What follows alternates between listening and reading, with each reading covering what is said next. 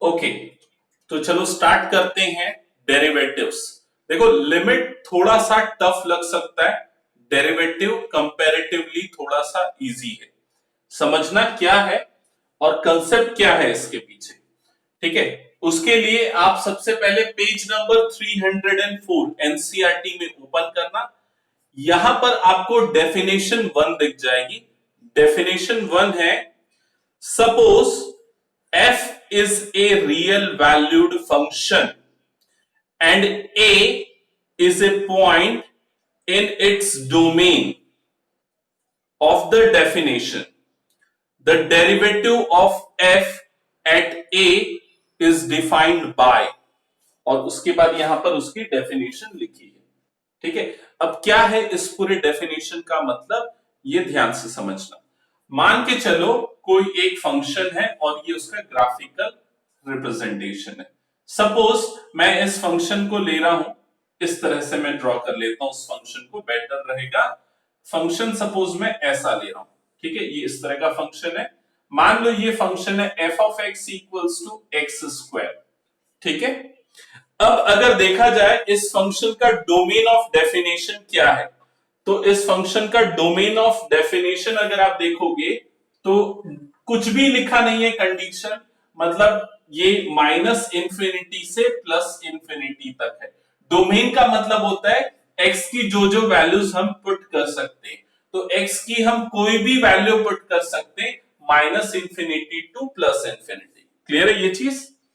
अब देखो क्वेश्चन में क्या बोल रहा है, इसका derivative eight point A, definition में बोल रहा है डेरिवेटिव एट पॉइंट ए। तो पॉइंट ए मतलब एक्स में कोई भी एक पॉइंट ए ले लो, मान लो ये पॉइंट ए है एक्स एक्सिस में। इस पॉइंट पे जो भी फंक्शन की वैल्यू है, डेरिवेटिव कैसे निकल रहा है वो बता रहे हैं यहां पर, जो भी फंक्शन की वैल्यू है उस वैल्यू को हम क्या बोलेंगे, एफ ऑफ ए बोलेंगे, इस पॉइंट पे फंक्शन की वैल्यू को। क्लियर है ये चीज। और अगर थोड़ा सा हम इससे आगे जाए, मान लो एकदम छोटी सी वैल्यू, मैं इससे आगे गया इतने डिफरेंस के बाद, तो जो नेक्स्ट पॉइंट मिलेगा वो ए से बड़ा होगा, जिसको हम मार्क करेंगे ए प्लस एच। क्लियर है ये चीज। तो ए प्लस एच वाले पॉइंट पे जो फंक्शन की वैल्यू मिलेगी, ये वैल्यू, उसको हम क्या बोलेंगे, F of A plus H, ये वैल्यू बोलेंगे, ठीक है। तो देखो फंक्शन की नई वैल्यू क्या मिली, F of A plus H. पुरानी वैल्यू क्या थी, F of A. X axis में नई वैल्यू क्या मिली, ए प्लस एच। पुरानी वैल्यू क्या थी, ए। तो ये जो वैल्यू आपको दिख रही है बेसिकली किसकी वैल्यू मिल रही है, वाई एक्सिस की वैल्यू। समझ में आ रहा है कि नहीं ये चीज। देखो वाई एक्सिस में ये वाला जो पॉइंट है ये क्या है, f of a. Y axis में ये वाला पॉइंट है वो क्या है, f of A plus h है। क्लियर है ये चीज। तो अगर देखा जाए, अगर मैं इसमें वाई एक्सिस में चेंज और एक्स एक्सिस में चेंज, अगर इसका रेशियो लेता हूं तो क्या होगा, तो वाई एक्सिस में कितना चेंज हुआ है हम कैसे चेक करेंगे, नई वैल्यू माइनस पुरानी वैल्यू। तो नई वैल्यू क्या है यहां पर, F of A plus H, minus पुरानी वैल्यू क्या थी, एफ ऑफ ए। इसको बोला जाता है चेंज इन वाई एक्सिस। देखो इतना चेंजेस हुआ है वाई एक्सिस में, डिवाइडेड बाय, अगर मैं चेंज इन एक्स एक्सिस लेता हूं तो क्या होगा, तो उसके लिए आपको नई वैल्यू माइनस पुरानी वैल्यू करनी पड़ेगी। तो नई वैल्यू क्या है एक्स एक्सिस की, ए प्लस एच, और माइनस पुरानी वैल्यू क्या है, ए। तो इसको बोला जाता है चेंज इन एक्स एक्सिस। क्लियर है ये चीज। अब अगर आप इसको सिंप्लीफाई करोगे तो क्या हो जाएगा, F of A plus H minus f of A divided by, देखो ये ब्रैकेट ओपन होगा तो ए और ए कट जाएगा, तो डिवाइडेड बाय क्या बच जाएगा, एच। अब यहां पर जो आपको एच दिख रहा है, ये एच, ये छोटा सा गैप है, ये चेंज है, ठीक है। अगर मैं इस चेंज को एकदम नेग्लिजिबल कंसीडर करूं, नेग्लिजिबल मतलब एकदम स्मॉल, अप्रोक्सीमेटली जीरो के आसपास, तो h की वैल्यू एग्जैक्टली जीरो नहीं हो सकती, क्योंकि अगर पुट करूंगा तो डिनोमिनेटर जीरो, मतलब ये नॉट डिफाइन हो जाएगा। तो टेंडिंग टूवर्ड्स जीरो या जीरो के एकदम पास वाली वैल्यू अगर लूं, तो उसके लिए मुझे इसमें क्या अप्लाई करना पड़ेगा, लिमिट। तो इसलिए यहां पर मैं लिखूंगा limit h tends to zero. तो ये जो पूरी वैल्यू आपको मिल रही है, ये क्या मिल रही है, change in y axis upon change in x axis as h tends to zero. और ये कौन से पॉइंट पे मिल रही है, पॉइंट ए पे मिल रही है। आप पॉइंट ए पे कैलकुलेट कर रहे हो चेंज इन y और चेंज इन x एक्सिस का रेशियो। क्लियर है ये चीज? तो इसी रेशियो को इस कंडीशन के साथ बोला जाता है डेरिवेटिव ऑफ दिस फंक्शन। और कौन से पॉइंट पे ले रहे हैं हम, पॉइंट ए पे ले रहे हैं। ठीक है, तो ये इसका अलजेब्रिक और इसका एक्चुअल में देखा जाए तो फिजिकल सिग्निफिकेंस है डेरिवेटिव का। हालांकि जो ये फॉर्मूला है वही अप्लाई होगा। ये सारी चीजें मैंने आपको समझाने के लिए बताई है कि ये फॉर्मूला कैसे डिराइव हुआ है और इसका सिग्निफिकेंस क्या है। सिग्निफिकेंस है y एक्सिस का चेंज निकालना with respect to x axis, जो कि फिजिक्स में अगर आप देखे होगे तो स्पीड निकालने के लिए यूज होता होगा। अगर आपने पढ़ा होगा अभी तक तो displacement change in distance upon change in time. समझ में आ रही है चीज? टाइम को x एक्सिस में, डिस्टेंस को y एक्सिस पे यूजुअली रिप्रेजेंट करते हैं। और एक छोटा सा ग्लिम्स उसका हो सकता है आपने फिजिक्स की क्लासेस में अभी तक ले लिया होगा डेरिवेटिव्स का। ठीक है, ओके, तो ये पॉइंट आपको समझ में आ गया। अब मैं ये बताऊंगा कि इस फॉर्मूले को अप्लाई कैसे करना है, तो ध्यान से समझना कैसे अप्लाई करेंगे। सपोज क्वेश्चन एक मैं ले रहा हूं यहां पर, late f of x is equals to x square, find its derivative,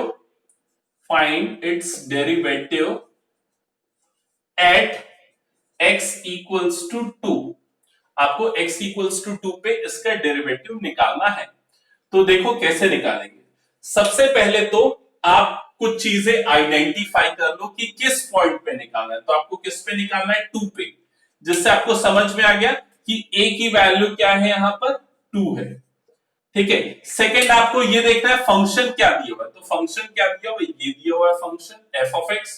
आप उसको भी लिख लो अपने सॉल्यूशन के स्टार्ट में। तो f of x equals to कितना हो गया, x स्क्वायर हो गया। ठीक है, अब देखो फॉर्मूला, देखो ये फॉर्मूला है।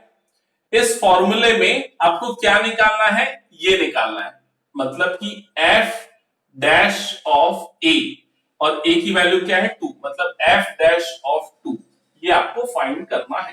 तो आपने क्वेश्चन पढ़ के, यहां से सॉल्यूशन में स्टार्ट कर रहा हूं, क्वेश्चन पढ़ के आपने गिवन लिख लिया और क्या फाइंड करना है वो लिख लिया। ठीक है, अब देखो आगे कैसे करेंगे। सबसे पहले आप f ऑफ a निकालो, जो फॉर्मूले में यूज होने वाला है। तो f of a equal to f of 2 equal to, देखो f ऑफ a की वैल्यू 2 है, f ऑफ 2 मतलब फंक्शन में x की जगह पे 2 रख दो, तो राइट साइड में भी ये क्या हो जाएगा, 2 का स्क्वायर। तो 2 का स्क्वायर मतलब ये क्या हो जाएगा, 4 हो जाएगा। समझ में आया? तो ये वैल्यू आपने निकाल ली। अब उसके बाद नेक्स्ट वैल्यू आपको क्या चाहिए, ये वाली वैल्यू चाहिए। तो अब आप क्या निकालोगे, f of a plus h, मतलब ये हो जाएगा f of 2 plus h। Okay, तो राइट साइड में देखो क्या होगा, f ऑफ x है, x की जगह 2 प्लस h आ रहा है, तो यहां पर भी x की जगह पे क्या पुट कर दो, 2 प्लस h। तो ये बन जाएगा 2 प्लस h का होल स्क्वायर। आया समझ में? आगे फर्दर सिंप्लीफाई मत करो, यहीं तक छोड़ दो। तो आपने ये दोनों चीजें निकाल ली जो कि फॉर्मूले में यूज होने वाली हैं। इसके बाद अब हम फॉर्मूला अप्लाई करेंगे। तो ध्यान से समझना, फॉर्मूला जब अप्लाई करूंगा तो कैसे लिखूंगा। आप लिखोगे सबसे पहले f dash of 2 is equals to, फिर ये लिखोगे लिमिट h टेंड्स टू 0, फिर लिखोगे f of 2 plus h minus f of 2 upon H. आपने ये फॉर्मूले में ए की जगह पे 2 पुट किया और ये बना दिया फॉर्मूला। अब इसमें एक एक करके वैल्यू पुट करते हैं, तो ये हो जाएगा f dash of 2 equals to limit h tends to 0। अब एफ ऑफ 2 प्लस एच, देखो उसकी वैल्यू आपने निकाली, क्या आई थी, 2 प्लस एच का होल स्क्वायर, यहां पर पुट करके निकाली। ठीक है, तो ये हो जाएगा 2 प्लस एच का whole square minus f of 2, तो एफ ऑफ 2 की वैल्यू क्या थी, 4, तो माइनस 4 डिवाइडेड बाय एच, ये हो गया। अब सीधा लिमिट अप्लाई हम नहीं कर सकते, अगर करेंगे तो डिनोमिनेटर 0 हो जाएगा, जिससे नॉट डिफाइन हो जाएगा डेरिवेटिव। इसलिए इसको हम फर्दर सिंप्लीफाई करते हैं। सिंप्लीफाई करने के लिए देखो क्या करेंगे, limit h tends to 0, numerator को हम सॉल्व करते हैं। कैसे सॉल्व कर सकते हैं समझना, इसको एक्सपांड कर दो a प्लस बी का होल स्क्वायर, तो क्या हो जाएगा a स्क्वायर मतलब h plus b, sorry a square मतलब 4 प्लस बी स्क्वायर मतलब h स्क्वायर प्लस 2ab मतलब 4h। ठीक है, bracket close, minus 4 divided by h, ये एक्सप्रेशन आ जाएगी। नेक्स्ट स्टेप, ब्रैकेट ओपन करो और फर्दर सिंप्लीफाई करो, तो लिमिट h टेंस टू 0 और इसके बाद ये हो जाएगा 4 plus H square plus 4h minus 4। अच्छा मैं डायरेक्टली कर देता हूं, यहां पर देख लेना, ये प्लस 4 और ये माइनस 4 कट जाएगा, तो क्या बच जाएगा, H square plus 4h upon h, ये बच जाएगा। अब न्यूमरेटर से आप h कॉमन निकाल सकते हो, तो limit h tends to 0, numerator से h कॉमन निकालो, तो यहां पर क्या बच जाएगा, h प्लस 4 अपॉन h, जिससे ये h और ये h कैंसल आउट हो जाएगा। अब लिमिट अप्लाई कर दो, ठीक है, क्योंकि अब नीचे से h हट चुका है, क्या बच गया है, h प्लस 4 बच गया है। अब लिमिट अप्लाई करोगे, h की जगह पे 0 पुट करोगे तो क्या आ जाएगा, ये 4, तो जिससे आपको f डैश ऑफ 2 की वैल्यू क्या मिल गई, 4 मिल गई। समझ में है, तो ये हो गया derivative of this function at x equals to 2। I hope आपको समझ में आ गया होगा कि कैसे हमने इसका कैलकुलेशन किया। ठीक है, एक क्वेश्चन मैं अब आपको दे रहा हूं, find derivative of 3x at x equals to 1। इसको सॉल्व करके दिखाना, और इसमें अगर कोई डाउट है जो सामने मैंने भी सॉल्व किया है तो पूछ लो। रोशनी कोई डाउट?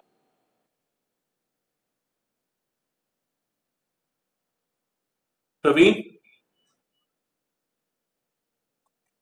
ओके,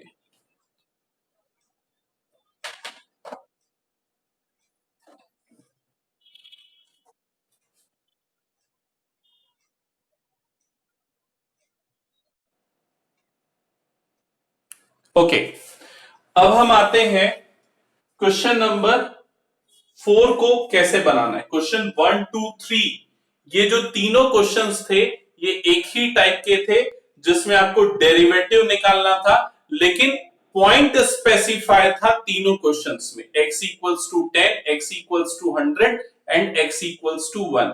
आपको इन तीनों में निकालना था, जो मैंने एक एग्जांपल दिया था, उसके बाद ये तीनों क्वेश्चंस आपने सेम टाइप के बनाए। अब हम करते हैं क्वेश्चन नंबर 4। क्वेश्चन नंबर 4 में क्या लिखा है, find the derivative of following function from first principle. अब आपको डेरिवेटिव निकालना है फंक्शन का, लेकिन किस पॉइंट पे ये स्पेसिफाई नहीं है, जनरली निकालना है डेरिवेटिव। ठीक है, और फर्स्ट प्रिंसिपल यूज करके।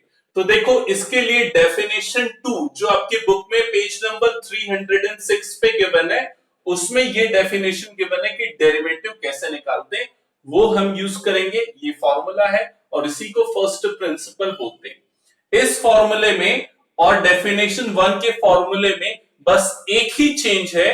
डेफिनेशन 1 में यहां x की जगह पे आप a लिखते थे, यहां पर x के फॉर्म में आएगा, दैट्स इट, और कोई चेंजेस नहीं है। ठीक है, देखो कैसे सॉल्व करेंगे इस तरह के क्वेश्चन को। मैं एक एग्जांपल दूंगा, उसके बाद आप क्वेश्चन नंबर 4 के बाकी क्वेश्चंस बनाओगे। ठीक है, suppose f of x equals to x cube, आपको इसका डेरिवेटिव निकालना है, ये आपका क्वेश्चन है। ठीक है, तो कैसे निकालेंगे? आपको F of X already given है, आप क्या निकालोगे? ये निकालोगे, ये मतलब F of X plus H. तो F of X plus H कैसे मिलेगा?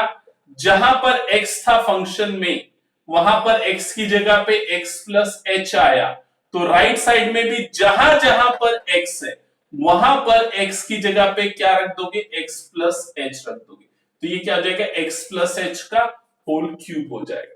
क्लियर है ये चीज? तो ये दोनों चीजें आपने निकाल ली। अब आपको इस फॉर्मूले में वैल्यू पुट करनी है।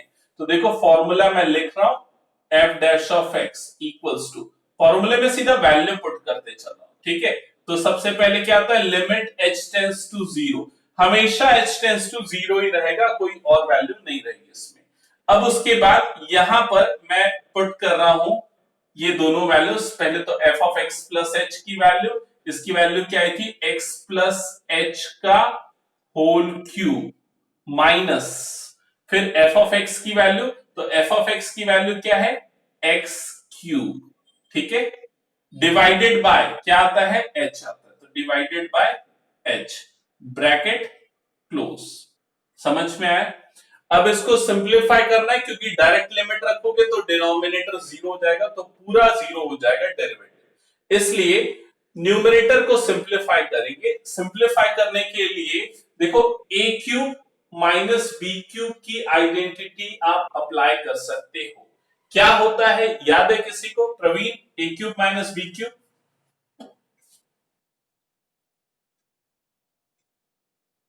याद है प्रवीण? बताओ। हाँ, करेक्ट। तो ये a cube minus b cube की आइडेंटिटी है, इसको हम अप्लाई करेंगे। ए की value x plus h, b की वैल्यू एक्स। तो देखो यहां पर मैं अप्लाई कर रहा हूं, ये हो जाएगा f dash of x equals to, सबसे पहले limit h tends to zero, फिर उसके बाद यहां पर मैंने ब्रैकेट बनाया, डिनोमिनेटर में पहले तो एच लिख दिया, यहां ब्रैकेट क्लोज कर दिया। अब आइडेंटिटी अप्लाई करेंगे, तो सबसे पहले a माइनस बी, मतलब दिस माइनस दिस, तो यहां पर क्या जाएगा? x plus H minus x, सबसे पहले ये आ जाएगा। फिर उसके बाद सेकेंड ब्रैकेट में क्या आ जाएगा? देखो ये आएगा ए स्क्वायर, मतलब x प्लस एच का whole square, x plus H का whole square plus B square, मतलब X square plus x square, फिर क्या आएगा? प्लस ए बी, तो plus x into x plus H. एकदम छोटा हो गया, ध्यान देना दिख रहा है कि नहीं। ठीक है, आप आइडेंटिटी अप्लाई करके या चेक कर सकते हो। Next step, limit h tends to zero, ध्यान देना क्या होगा? अंडर ब्रैकेट, यहां ये x और x कटेगा तो क्या बच जाएगा? h। सेकेंड ब्रैकेट में जो बच रहा है उसको मैं एज इट इज रहने देता हूं, x प्लस एच का whole square plus x square plus x into x plus h, bracket close, whole divided by, denominator में क्या बचा था? h, तो डिवाइडेड बाय h। देखो इससे ये वाला h और ये वाला h कट जाएगा। ठीक है, जिससे डिनोमिनेटर से h हट गया। अब आप क्या कर सकते हो? आप लिमिट अप्लाई कर सकते हो, h की जगह पे जीरो पुट कर सकते हो। तो क्या हो जाएगा? ये x प्लस जीरो का whole square plus x square plus x under bracket x plus zero, ये एक्सप्रेशन आएगा। क्लियर है ये चीज? नेक्स्ट स्टेप ध्यान देना, ये हो जाएगा एक्स स्क्वायर प्लस ये हो जाएगा एक्स स्क्वायर प्लस ये हो जाएगा एक्स स्क्वायर, जब तीनों ऐड होगा तो क्या आ जाएगा? 3x square. तो ये किसकी वैल्यू आई? एफ डैश ऑफ एक्स की। आई होप आपको समझ में आ गया होगा कि कैसे बना ये। कोई डाउट इसमें तो पूछ लो अभी। रोशनी, प्रवीण, कोई भी डाउट है तो पूछो।